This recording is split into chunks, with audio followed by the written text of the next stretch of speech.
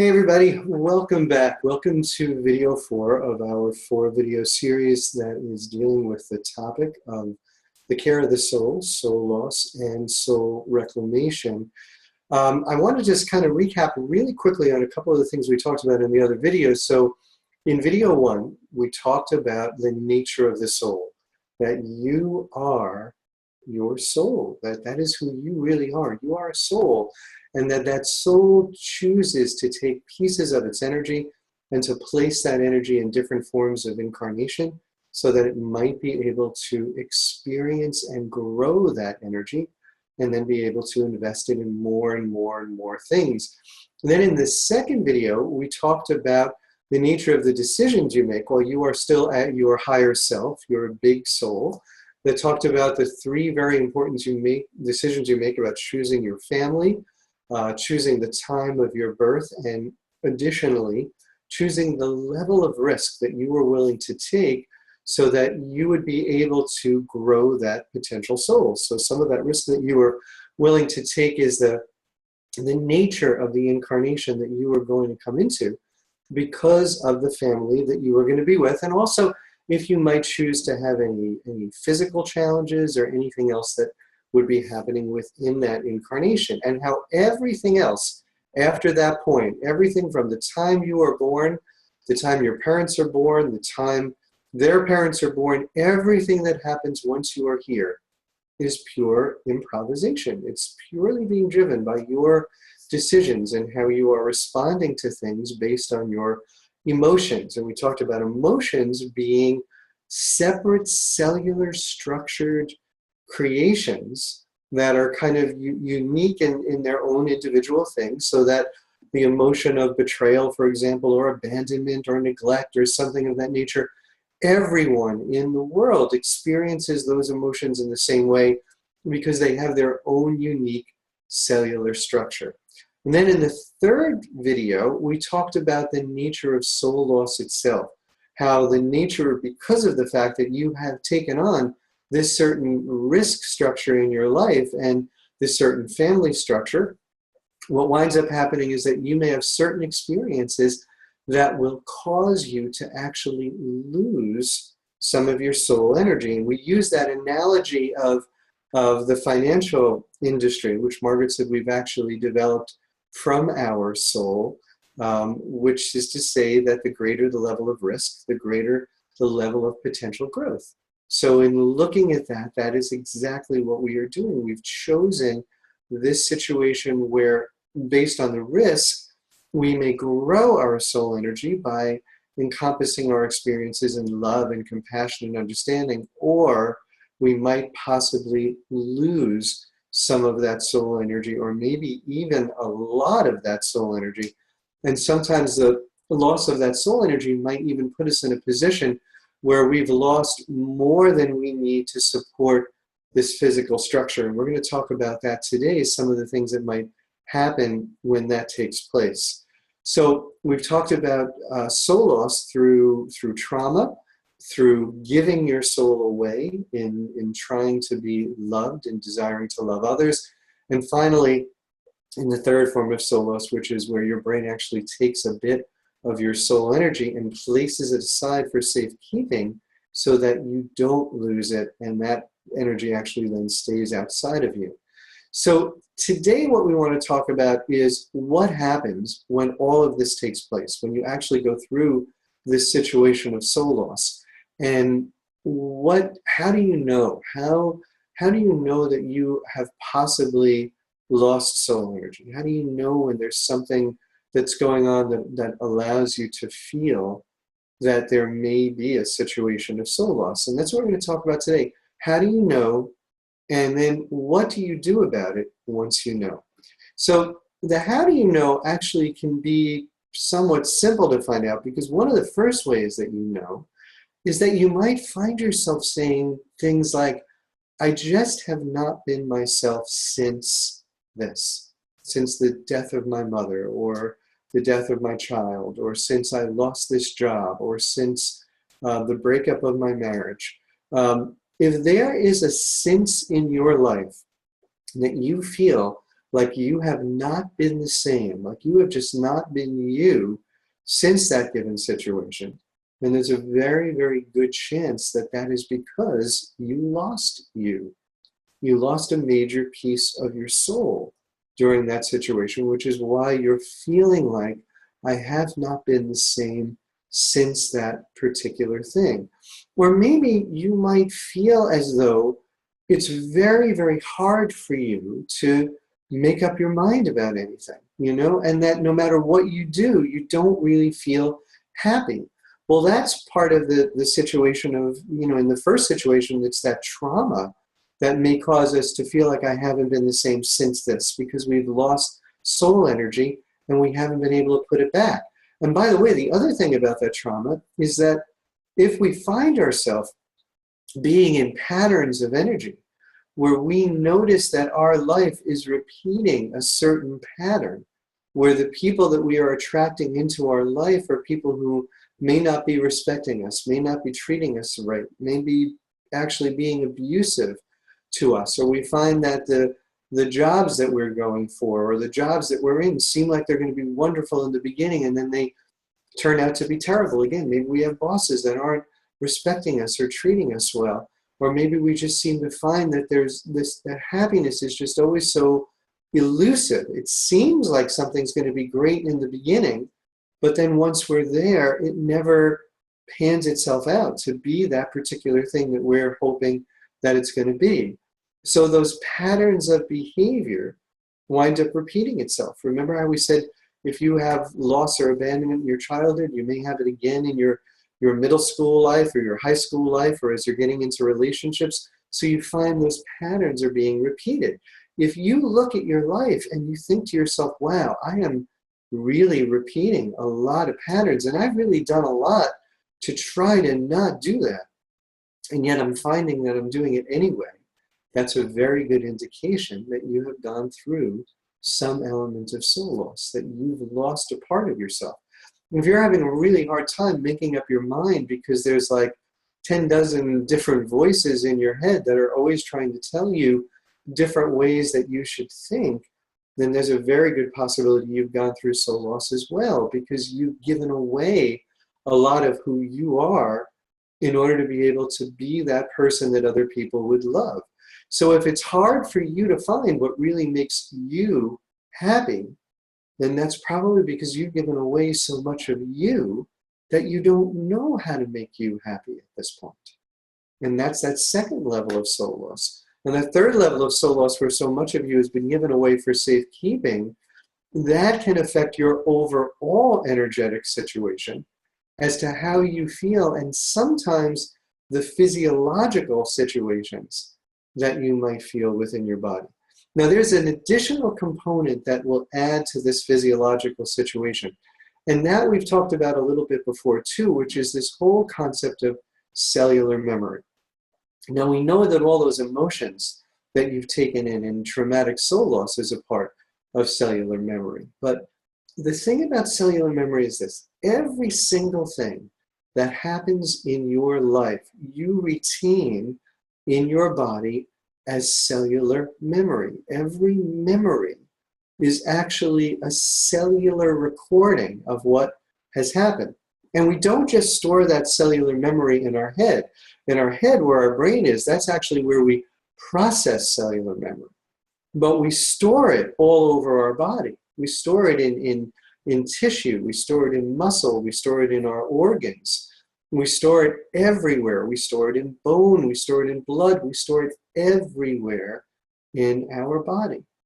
And when the brain is concerned about memory, when the brain is concerned about trying to keep a memory away from you being able to easily call that memory up, that's when the brain will make the determination to store that memory as deep and as far away as it possibly can, so it's not something that's just easily drawn up to you. And that becomes part of how what we sometimes refer to as repressed cellular memory. So the cells of that memory are actually deeply repressed in tissue and muscle and everything else that's going on, so that when you try to remember something, it may not be easy for you to remember, and hopefully for the brain's desire to not get that memory happening to you, hopefully what's going to happen is that you are actually going to let that memory go, or let that concern go and move on to something else, so that your thoughts become distracted and you're not trying to call up that memory. So many times I have spoken to people on the radio program, and Margaret's spoken to people who say, Margaret, I just don't get it. I've done so much work on myself. I have done this course and this course and this course and this type of body work and all these different kind of things, and nothing seems to be working. Why is nothing working?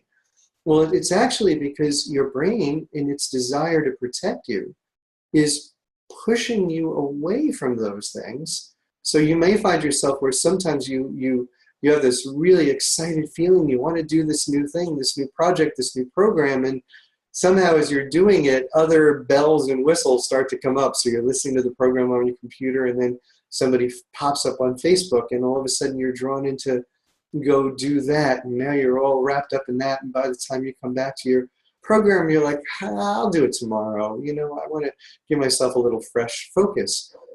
That's your brain distracting you. That's your brain coming up with all those different bells and whistles that are going to try to distract you from doing what almost every program is designed to do, which is to release cellular memory.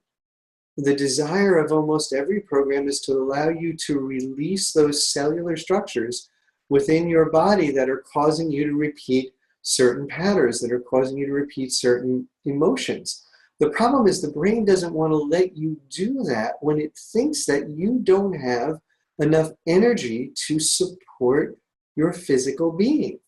And remember, the brain is always converting any of that energy, any cellular structure in there, the brain is converting into some type of energy you can use. So that's why it represses that memory. Now, the body is always trying to tell you that it's there. The body is always sending those signals. It's always sending you little bits of pain that will let you know when something doesn't belong in a particular part of the body. So when the brain decides to store cellular memory in a certain part, it will let you know it's there. It will try to give you some indication that it's there, and then the brain will do everything it can to suppress it a little bit further. So there's two types of ways that the brain tries to suppress memory. One of them is just by the normal situation of repressed cellular memory, where it takes that memory and it tries to put it as deep in muscle and tissue and everything else that it can so that you can't get at it. And then the second part is where, when there's something very, very important that it definitely does not want you to get at, then Margaret explains to me what it will do is it will actually take that cellular memory, the cellular structure of that memory, and it will divide it in half. So rather than how cells will split normally, as we learned in science, and perfectly duplicate themselves in their splitting in half, what the brain will do is split that cell in half.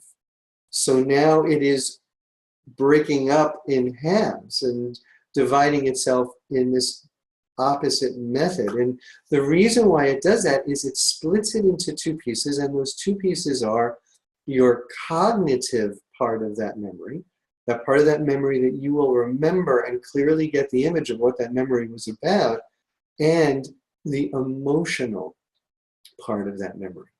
And so this gets split up, and the emotional part of the memory goes to one part of your body, and the cognitive part of the memory goes to another part of your body. And the brain is so happy about that because it doesn't have to repress this information as much as it might normally do.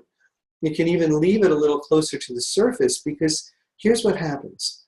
If you call up the actual memory of a situation in your life that's something that would normally be very troubling to you, but there's no emotion attached to that memory, then it can't be traumatic for you. And sometimes we go through those things. We have memories of certain situations which are not only non-traumatic, we might even think back to them and think that they're kind of funny in some ways, but these are the memories that we just have no emotion about. And I know there's memories in my life that I have of those sort of things. You know, I call them up and I remember the situation, but there's no fear attached to it or anger attached to it or something else. It's just a memory.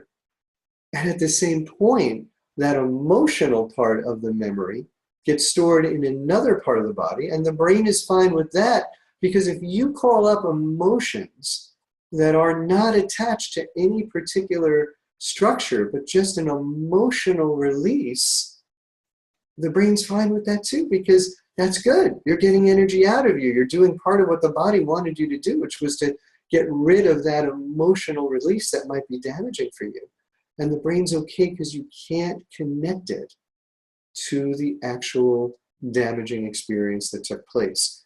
I saw this happen so clearly when I was first learning about massage, and those of you that do massage and body work who are listening to this video, you've probably experienced this, or maybe you've even experienced yourself. I experienced it when I was learning massage, and I would start to be doing massage on people, and I might be like just a little off the shoulder blade or between the shoulder blade and another part of the back, and all of a sudden my client would start to cry and would ask me, what are you doing back there? What am I crying for? I have no idea why I'm crying. And sometimes they would be bawling because cellular emotional memory was stored in that area, and all of these loose emotions just kind of coupled up all in one spot, so that when you start working on it, there's this huge release. And the brain is fine with that because you haven't attached it to something else. But you see, when you have these discordant pieces of energy, when you take a cell and you split it in half and it's not a full cell, now what you have is incomplete cells. And those incomplete cells, Margaret sometimes refers to, using the term, although it's not exactly what we call it in science, she refers to it as free radicals. Because those incomplete cells that now situate themselves in other parts of your body, the body is aware that these aren't complete cells. The body is aware that they have nothing to do with that particular area. So it starts to send messages to the brain to say, hey, brain, we've got some cellular structures over here, really don't belong here. Could you do something that could help to release these? Well, the brain doesn't want to do that. So now what it has to do is distract the body. So maybe it will send some fluid to cover over those cells, so that now it seems as though, well, there's something else going on, and the body's not sure what it is, but it seems like now it can't tell it's not a part of its structure. So maybe when the fluid goes there, which is the formation of cysts, now the body is not fighting much about it because it's a cyst, but it may have something to do with its regular structure. Or maybe it will send tissue to come around it.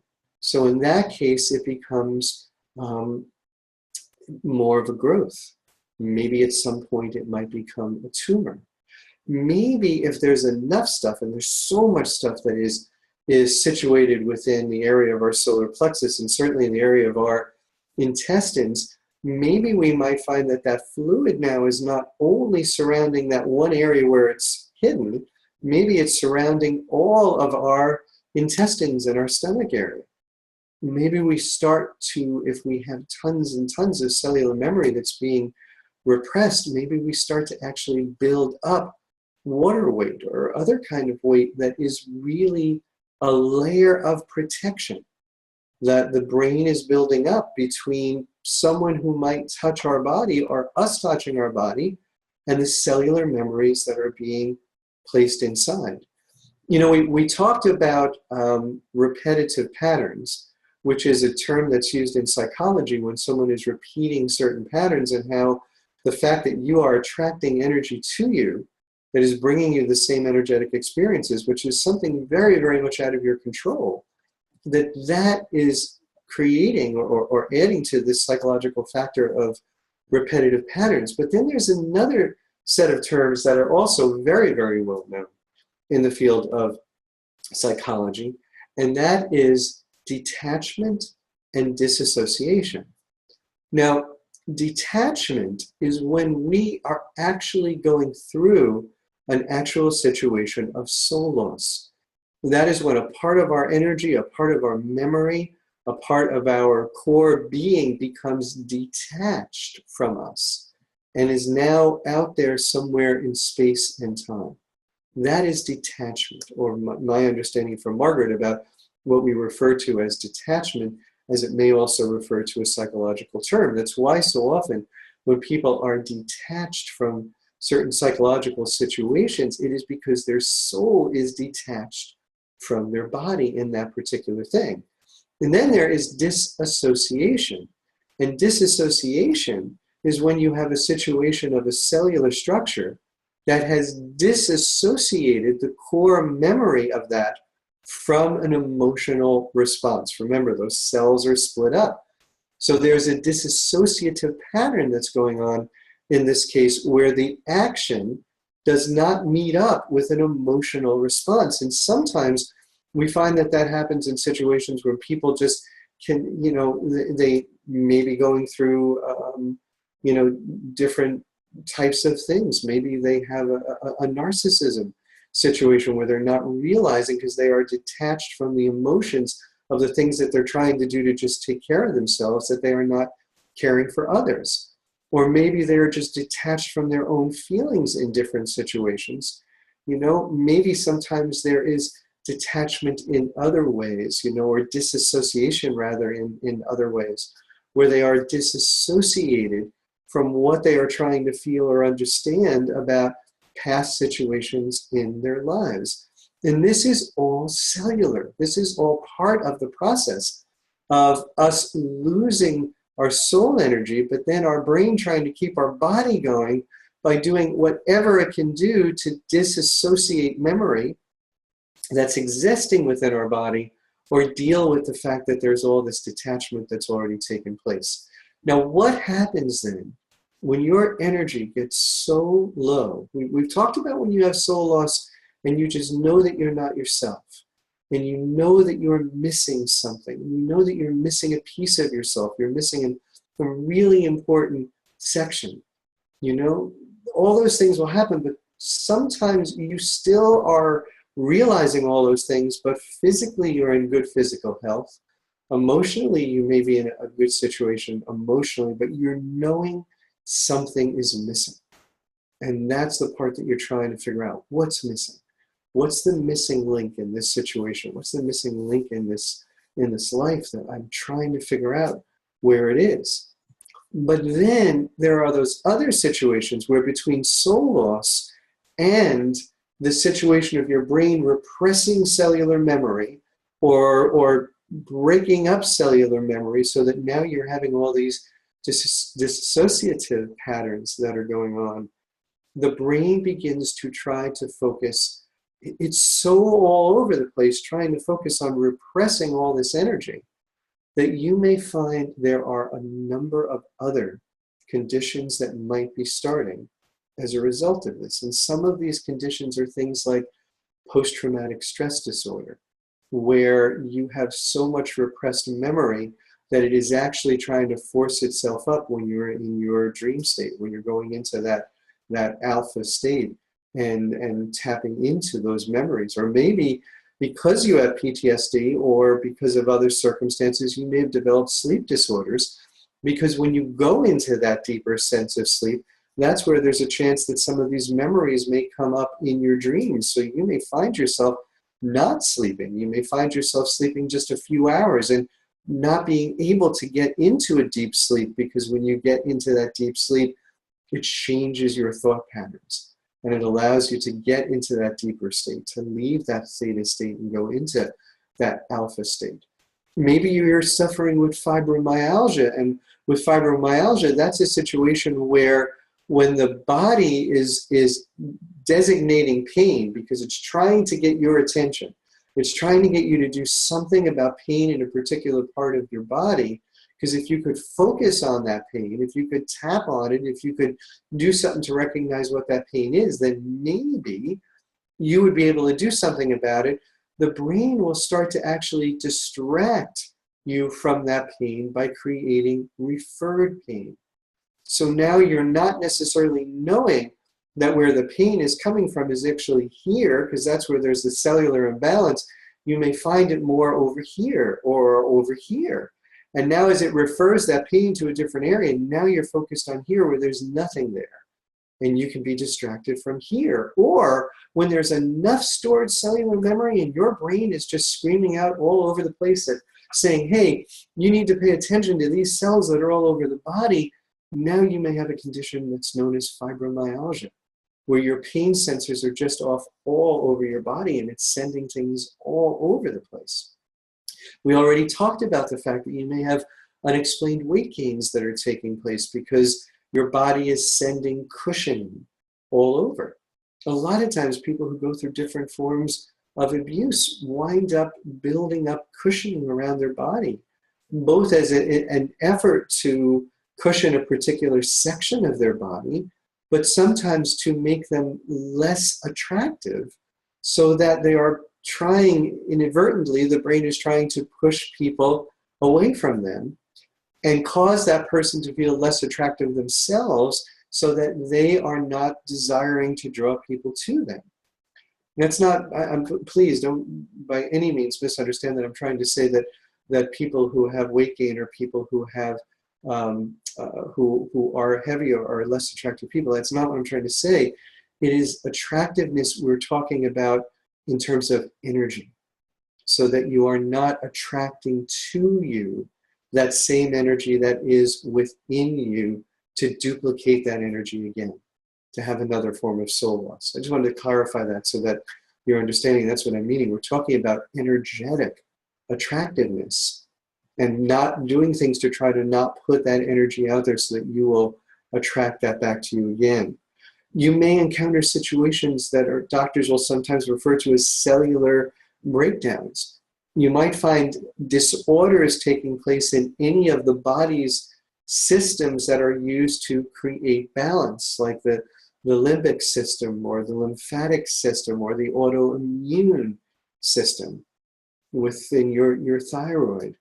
Whenever you are finding yourself going through all of these different conditions, there is a very, very good chance that you have lost so much soul energy that the brain has also stored a lot of cellular memory now inside of you and is doing the best it can to keep you functioning by shutting off certain balancing systems in your body so it doesn't interfere with what it's trying to do.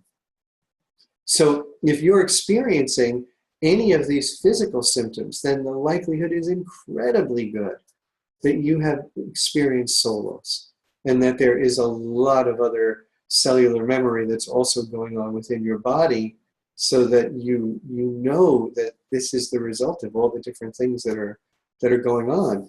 Especially those of you who may have gone to doctors and you know you've got pain, but they can't find out what it is. Or you know that since a particular thing has happened, since an injury, since an illness, since the death of someone that you love, an animal that you love, since something happened, you physiologically have not been the same.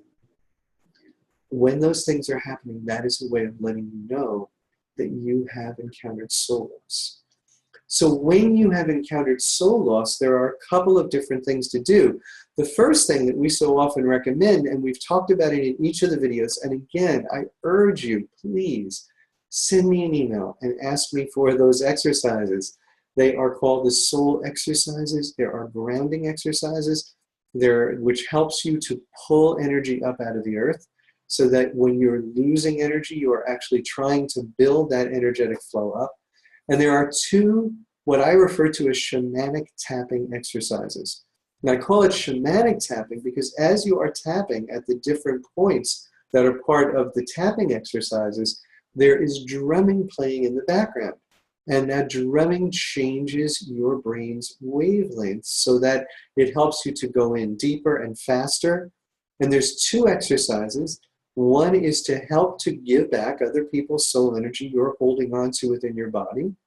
And the second one is to draw into your physical body from your energetic field some of the most recently lost soul energy that has not yet left your field, but it's going to, because the more you're experiencing, the more energy you're pushing out of your field. So this draws that energy in from your field into your body, so you have some room to continue to release this other energy, and then you can have more room in your energetic field for growth.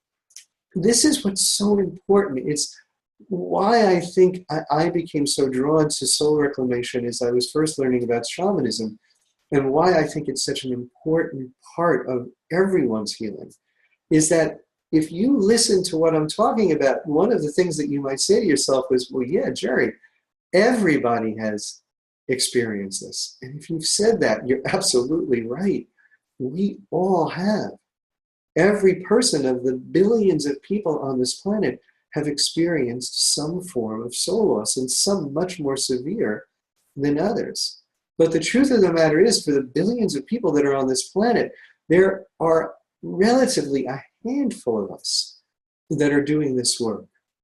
And of that handful of us doing this work, there are many of you who will listen to this video, many who have heard Margaret talk about soul retrieval, and it'll be something that you hear and that feels right to you, and you think to yourself, yeah, that's something I really should maybe do, but you may never get around to it. And that's not to be critical. We're here, we're human beings, we lead lives. Things distract us from the other things that we're doing, and one of those things that distracts us is our own brain that gets worried about anything that we might want to do because it's thinking, oh no, another thing to get rid of energy. But truthfully, that's what makes this process so different.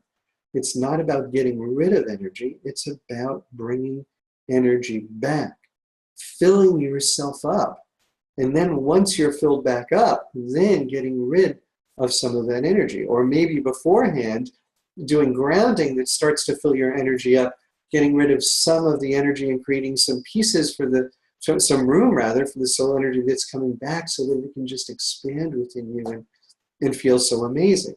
So how does it work? What is soul reclamation all about? Soul reclamation is basically the way it is done by myself with Margaret's assistance, since now she is an integral part of every soul reclamation that I do. It is a remote process. It takes about 2 hours. And within that 2 hours, what we do is answer all of your questions that you might have about soul reclamation.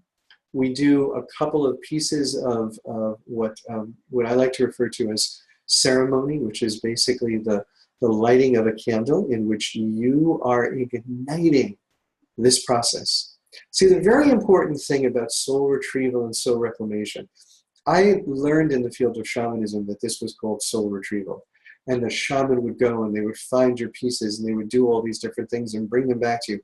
And one of the things that both Margaret and I are kind of uncomfortable about with that is it causes the person to sometimes feel powerless again.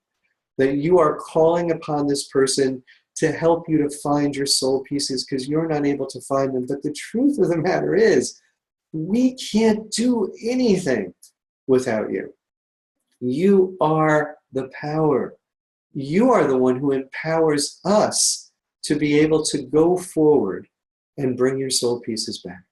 And you empower that in 2 ways. In the ceremonial lighting of the candle, you light the candle and you are stating out loud that you are drawing back your soul pieces. You are inviting them to come back to you.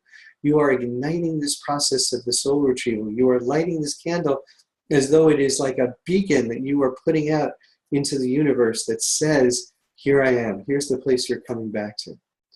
And that's that second part. And the third part of lighting the candle actually has more to do about after the soul retrieval in the process as Margaret and I do it. And that is that after your soul retrieval, you're going to light that candle a little bit every day for the next month following while you are doing something that is part of what Margaret has called the 30 days of joy, which is about doing something fun, celebratory, incredible, joyful with the energy of one of those soul pieces that has returned to you with that particular age. And we'll talk more about that in just a moment.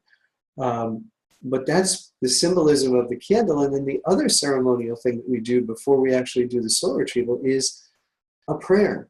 Just something so simple where I pray out loud to my guides and my mentors and my helper, to God, to everyone else that is there helping me to do this work, to help to make this as powerful and amazing a process for you as I can, but also as gentle and life-changing and wonderful and joyful a process that we can make.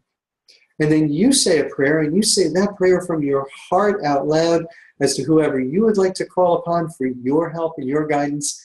And then what I ask you to make a part of your prayer is two things. One is that you're asking for your soul pieces to come home. The second is the thing that gives us the power to do this work for you, and that is that you give us the authority. You give us the power to bring those soul pieces back for you, because this is soul reclamation. We are, yes, retrieving those soul pieces, but you are giving us the power to do it. I often say it's like if you were to go and make the decision to climb Mount Everest, and you were to say, I'm going to go do this, but I'm not exactly sure of how to navigate the terrain. So you would hire a Sherpa, you would hire a guide to bring you up because they had made that climb before and they knew everything about it. When you get to the top of Mount Everest, does it take away from the fact that you climbed to the top of Mount Everest, that you had the help of a Sherpa, that you had the help of a guide who would help you to navigate through that terrain? It doesn't at all. You still climb Mount Everest, just as you are bringing back your soul pieces as a part of soul reclamation. It is probably the most empowering and powerful experience of your life to do this. And Margaret and myself, Matume, White Feathers, other guides that help me in this process, they are simply, along with myself, Sherpas. We are helping you along this process. We are guiding you to find those soul pieces. And how that occurs is that during this process, you will be listening to drumming, and I will be listening to drumming at the same time. So you're listening to drumming that I provide for you, and that drumming will allow you to go into a state of a deeper sense of consciousness. Now, here's another place where science meets spirituality. For centuries, shamans have done soul retrieval work. Now, shamans are the tribal healers. They have gone back to the dawn of time. Shamans were the people who were the combination of the doctors and priests and holy people. And why they could do this, why a shaman was able to have this ability, was because the shaman tapped into their higher self, which gave them the awareness that soul energy was in everything that existed. That's why shamans developed the ability to know what plants would be good for healing. It's why they developed the ability to learn that drumming created an ecstatic, very, very powerful place. Well, now where science meets that is science has found out that when someone is listening to drumming, that your brain waves change, and your brain waves will change from that theta state, okay, that theta state of consciousness, where you are functionally conscious in this space and time, in this physical dimension, to the alpha state of consciousness. And that's that state of consciousness we talked about, where you are connected, as though in your dream state, to your higher self. And when you're connected to your higher self, you're connected to your true being, to your soul. So what we are doing in the process of doing this is you're listening to drumming, and the drumming is allowing you to go into a connection to your soul. I am listening to the drumming, and that's allowing me to go into a connection to my soul. You're having given me and Margaret and anyone else we're working with permission to bring back your soul pieces now means that I am looking for your energy out there in time and space. And here's the cool part. Your energy is marked. Your energy is marked with, we could call it DNA, just as you know your physical DNA to be, and how that will go back over generations and generations and generations that have lived on this planet, but your DNA goes much, much further. Your DNA is about your energetic frequency. We all have our own energetic frequency. That is our DNA. So what we're looking for then is your DNA, if you will. We're looking for your energetic frequency. And what will come up for us as we're doing that, first are ages. So 14, 16, 22, 35, whatever the age may be.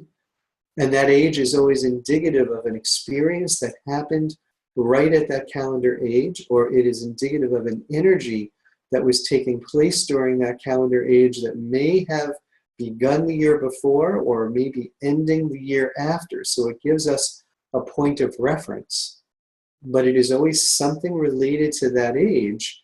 And then what I will get is some kind of information about why that soul piece was lost. I will get that information about the circumstance that occurred. Sometimes it will come in really clear, historically vivid images of what happened during that time. Most times it doesn't. Most times it comes through symbolic images or symbolic messages. Things that you will be able to help me to understand much better when we speak after we've returned your soul pieces, and when we are able to say to you, this was the age, this is what I got, what does that mean to you? And because this soul energy has returned to you, 9 out of 10 times you are going to remember. And you're going to say, I really think, most times people will say, wow, I haven't thought about this in years, but that makes me think of this. And it will be perfect to what that circumstance is. That's part of the true wonder of soul retrieval, is what will knock so many people out is that the ages that we bring back are so spot on as to circumstances in their lives that make total sense, that they either had traumatic loss of their soul, that they had given away their soul, or that enough things were happening at that point in time that their brain may very well have put soul energy in a safe place. And that's the process. That's how we gather up those soul pieces. And Margaret is with me in every step of the way as we do that. And once we gather those soul pieces, what essentially occurs is I draw that energy back, and I draw that energy into my heart center. And I hold it in this region until I return it to you. And when I return it to you, I quite literally blow it back into you. And it makes no difference if you were in the room with me and I was blowing it into your heart center and into the top of your head, which is how I will ask you to hold your telephone or your earpiece from your computer, however it might be, it would be the same as if I was there. I am blowing that energy into your heart and your head, just as shamans have done for centuries, to reintegrate the emotional and the cognitive. Remember we talked about that, how we disassociate when we don't have that. So when we're bringing your soul energy back, we associate all that energy together in your physical body. So your cognitive and your emotional part of that soul energy that has come back is back with you. And the power of that is back with you. And all that soul energy that was put away for safekeeping, that never even had a trauma, that was just strong soul energy, that's all back with you. And then when that happens, then we go through all those different pieces. We talk about what may have occurred, but there's a really important reason why we do that. And it is not because we want you to dwell on the traumas of your life, or we want you to dwell on where you might have lost soul energy. Because honestly, we don't. We will talk with you in soul retrieval, soul reclamation, about the fact that the mantra of soul retrieval is, that was then, this is now. The desire is not there for you to dwell in that. Your soul doesn't desire that. You don't desire that. You do this because you want to expand your soul and experience more joy and love and compassion and understanding and expansion. You want to have fun. You want the rest of your life to be amazing. You want to change the frequency of the energy that you have been attracting to you. You want to change those patterns from repetitive patterns of painful experience to create a new paradigm that's going to create repetitive patterns of joyful experience. And that becomes the final part of this process. And that's part of what Margaret brought to us, which is the 30 days of joy. And the 30 days of joy is this final process that you do where we look at those years, we look at those ages where you might have lost soul energy, but we flip them on their head by, instead of focusing on any trauma that happened during that time, she quite literally teaches you how to trigger joyful memories that are locked inside of you. that don't come to the surface, because remember, that's not what your brain does. Your brain thinks about, how do I help this person survive? Not how do I help this person be happy? Happiness is wonderful. Your brain wants you to be happy. It wants you to experience that. It wants you to expand that energy. But it wants you to do so when you have more than enough energy to do it. Because otherwise it's worried about, where am I going to get this energy from? And where am I going to get that energy from? It's kind of like, if we use that financial analogy that we used earlier on, if you put your money in the stock market, right? And you lost a whole bunch of money in a certain fund. Well, you may leave that alone, okay? And you may say to yourself, I'm going to leave that because maybe that will grow itself back and it will figure out a way to do it, just as you're having new experiences and you're growing some soul energy. But you know what? You're going to think about another place to put that energy. You know, you're going to think about, either as the brain is doing by storing cellular memory in all these different places. And that's what it's doing with a lot of this joy that you might be having at different points in your life. It's storing it all over, so there's a chance that it's not going to get damaged. And we want to trigger that. We want to help teach you how to trigger that. And Margaret teaches you these amazing techniques to trigger joy in 4 categories. And those 4 categories, she says, are crucial to the current incarnation of mankind on this planet right now. There are 4 things that we all experience to one way or another.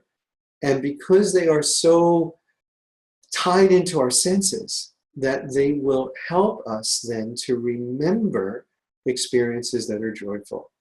And those 4 areas are music, television, movies, and finally food. And we know food already, because how many times could we walk down the street and you smell something cooking and it takes you right back to right where you were at a certain given point in time. That memory is just so associative. But so are memories with music. So are memories with television, because we are a generation that grew up with television, as are memories with movies. But there are specific ways that Margaret teaches you how to harness those particular things. And that is all a part of this process of soul reclamation. Now, once you've done soul reclamation, once you've brought that energy back to you, once your energy is whole again, then you continue to kind of just keep an eye on things as you're doing it. So after the 30 days of joy of doing all these things with your soul pieces, as we mentioned, like lighting a candle and reliving a song you used to love back in that day and dancing around, or watching a TV show you used to love back in that day, or a movie, or eating food you used to love, you are reliving experiences that were joyful. And the more you relive joyful experiences, the more you draw joyful experiences to you as your new paradigm, as your new pattern that you're going to be repeating. And that's what we really want to be able to help you to do. Part of the idea of soul reclamation is to help you to create new patterns in your life, new patterns of joy, new patterns of excitement, new patterns of openness, new patterns of living your life in a way you've never lived it before. That is the bigger goal around soul retrieval, to have some great short-term changes and then some long-term changes. And they very, very often happen very subtly. So you'll notice as time goes on how your life is changing. And then you just continue to do things like those exercises that we have put out here already for free, to release, continuing to release other people's energy. And you'll notice when that's happening, because you'll notice a pattern reemerging, that something's coming into your life that you remember as, whoa, I didn't particularly like that. But now you're listening to that gut about that, and you're thinking, all right, if something's coming towards me, that means that I'm attracting it to me, which means I can do these exercises to release it. So there's ways that you have to be able to focus to do those things.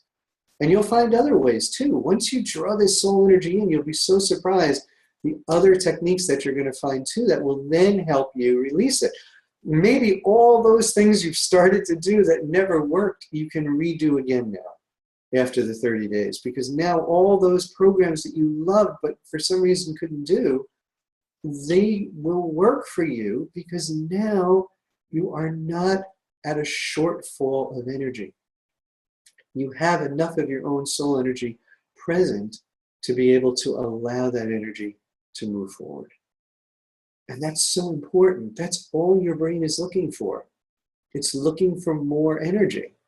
The more energy you have, the more your brain is going to allow you to do.